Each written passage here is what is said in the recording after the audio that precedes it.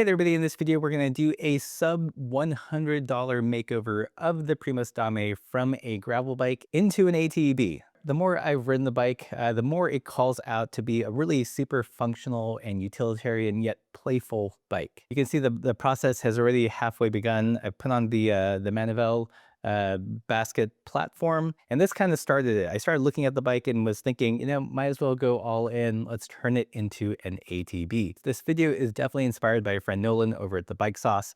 If you want a more in-depth deep dive into the Dame and how it stacks up to other sub $1,000 gravel bikes, then definitely check out his channel. He put on like a super long explainer video. He and I tend to be on the same wavelength with a couple things. So he has his bike set up as a ATV, and I'm basically going to do something very, very similar because it's something that brewed up in my mind as well. But how do we keep it under that sub $100 price point?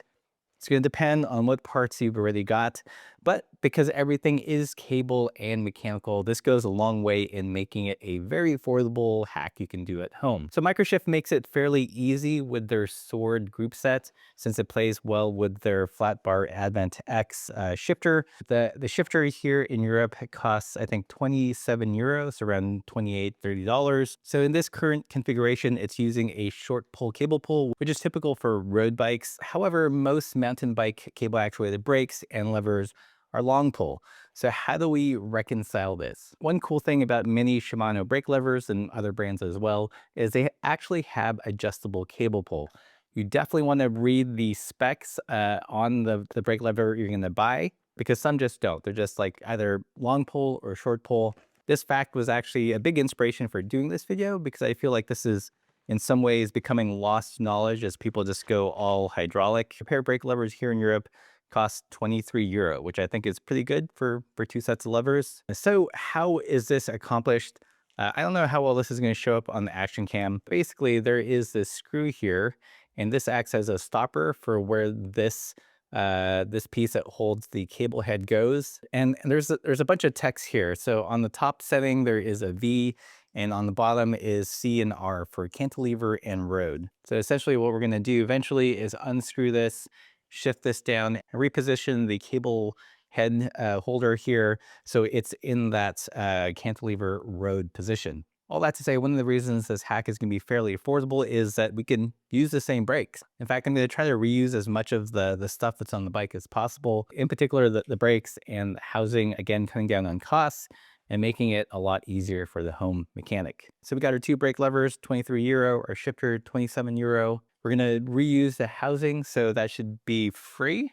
For the handlebar, I'm going to put on the Ritchie buzzard bar, which to me is free since I've had it for the last couple months.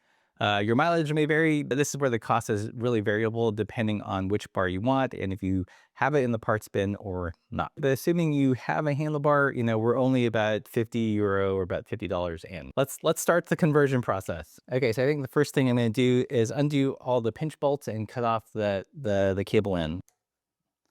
All right, shifter cable is free, rear brake cable is free, and front brake cable is free. Okay, since I want to reuse the housing, I think what makes sense to me is just to undo the handlebar tape and free the housing, leave the stem on so the fork doesn't fall out, and then remove the handlebar with the control. Pro tip, I love using the silicone tape just because it doesn't leave any like sticky residue. It just self-adheres to itself. So it just self-adheres. Okay. This, however, is electrical tape, so it does leave a little bit of residue on the bar, but it's not too bad. You can use the pick here and remove the cable. Okay.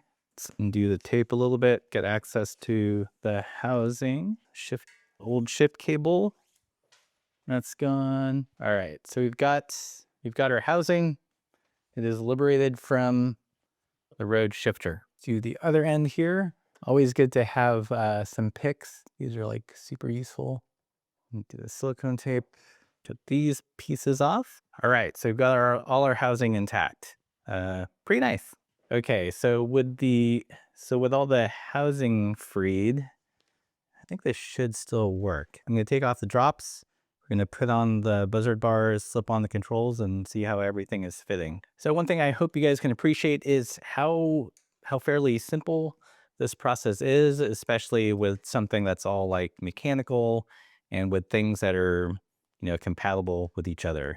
Yeah, that's something that I think most modern bikes are missing, is just how easy it is to do your own hacks and conversions. Controls off, and these bars and shifters will see another project, no doubt.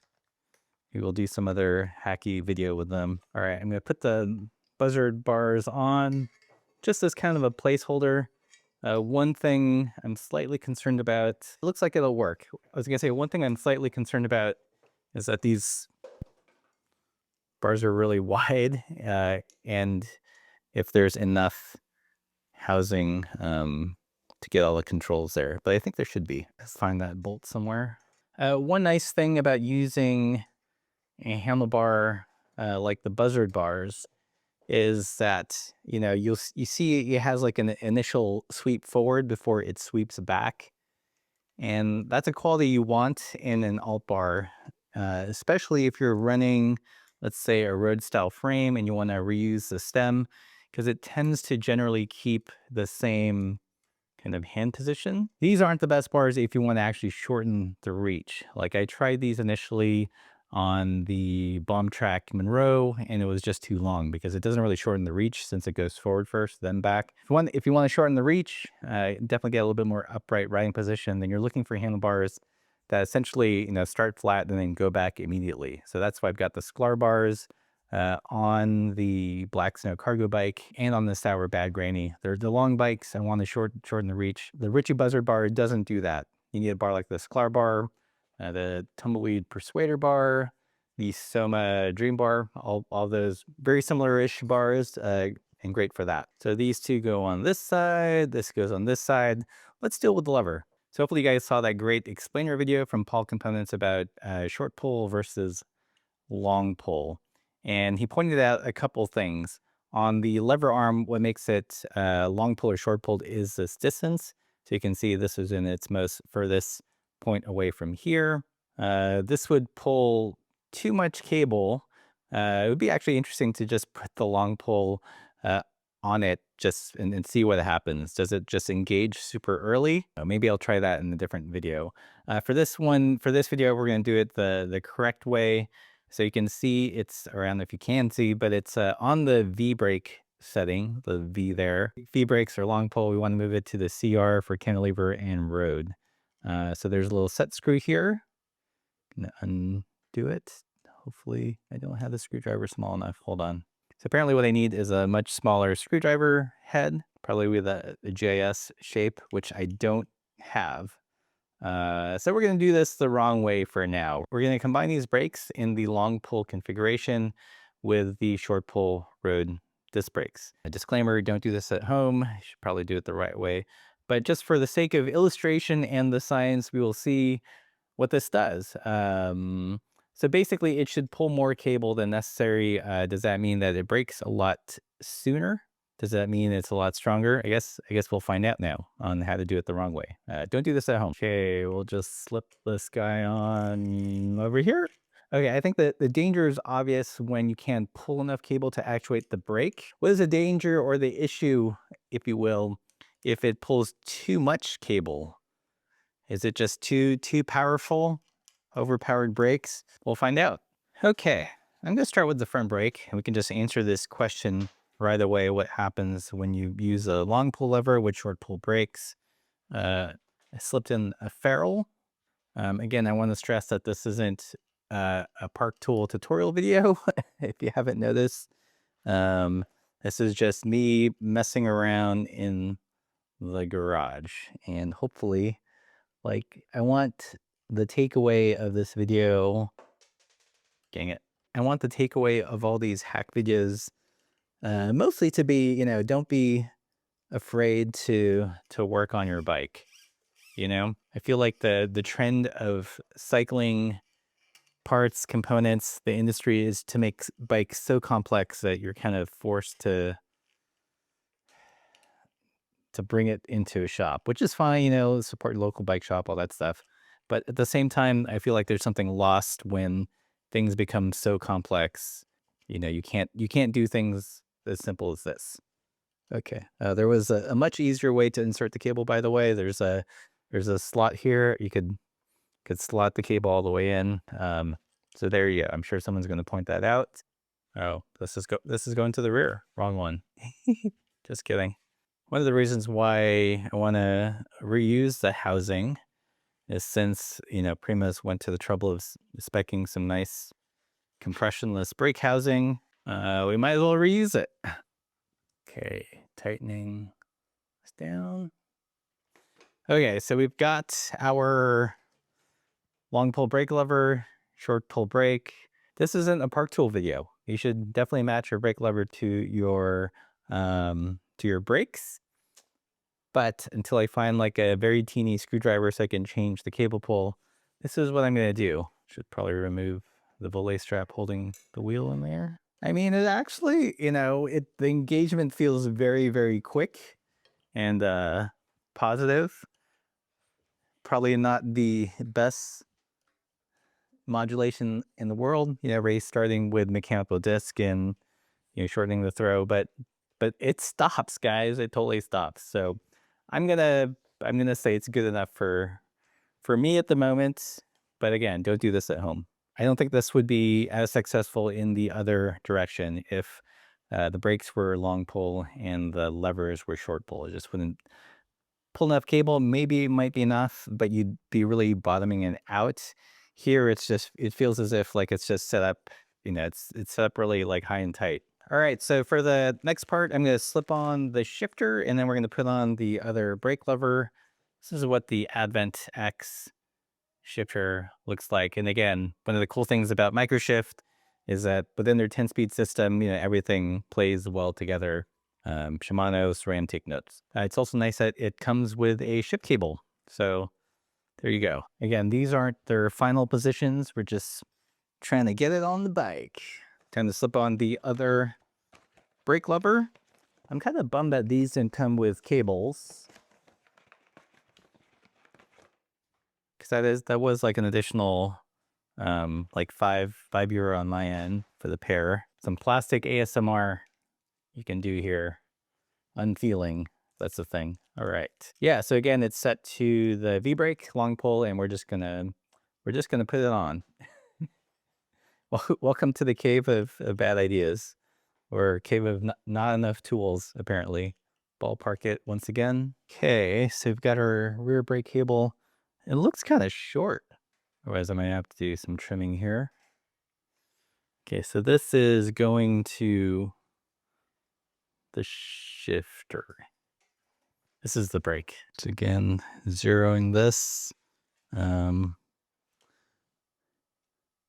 lining up the slits along here, so a lot easier insertion.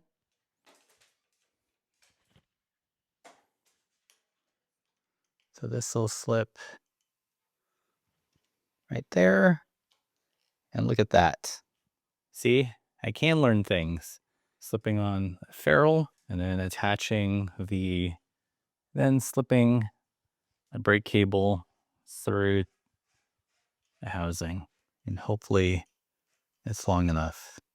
Oh, just barely long enough. So this wants to go to there, I believe. I don't know a whole lot of room to spare, but at least I don't have to maybe I can get away without putting a cable in, since I didn't even have to cut the cable. Let's see how the rear brake feels. Rear brake clipped in.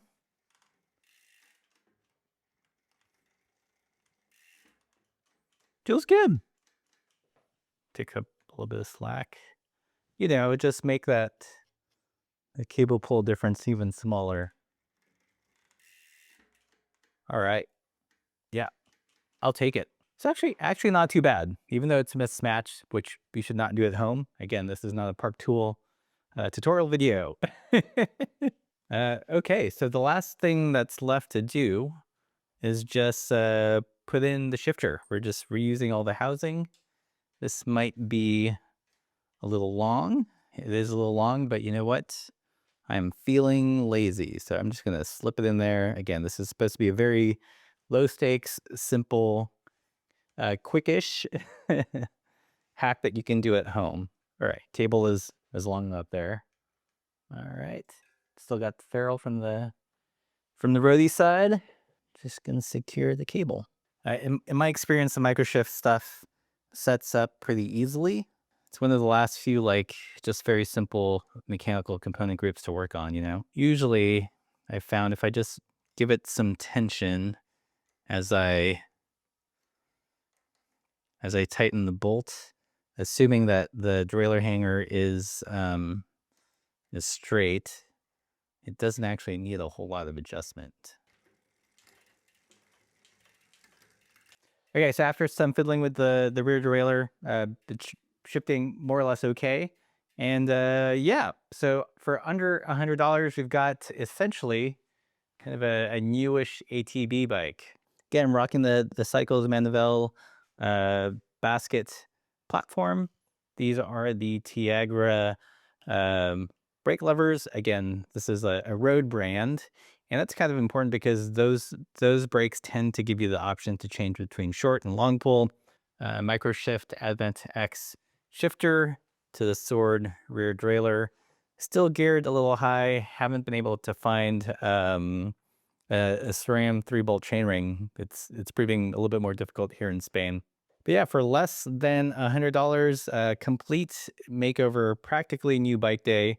I do have some grips laying around, some parts bin stuff. Okay, we're outside. I got grips on. Just want to make sure I'm not giving you guys absolutely trash advice about the brakes. Woo, so trippy. Oh yeah, see how it breaks. Okay, yeah. Yeah. I feel like in some ways it actually breaks better now with these levers, which is kind of interesting. I dig the Dame more in this kind of alt bike mode. Not too bad for $100. What do you think of this bike makeover idea? I think it's a great option if you want to experience a new bike day but are on a budget, or if you think there's a bike that you think would actually, perform a better task in a different configuration. I will say that this is much easier going from curly bars to flat bars rather than the other direction, because in terms of like road shifters, since road shifters and brakes are integrated, they tend to be just way more expensive. I don't know that you could go in that direction unless you went friction shifting, but if you've got a drop bar bike, you want to give it new life, make it a little bit more fun and less serious, you can do that on the cheap. If you dug this video, you know what to do. Like, share, subscribe, all that good stuff. Pick up some merch, and as always, keep the supple side down.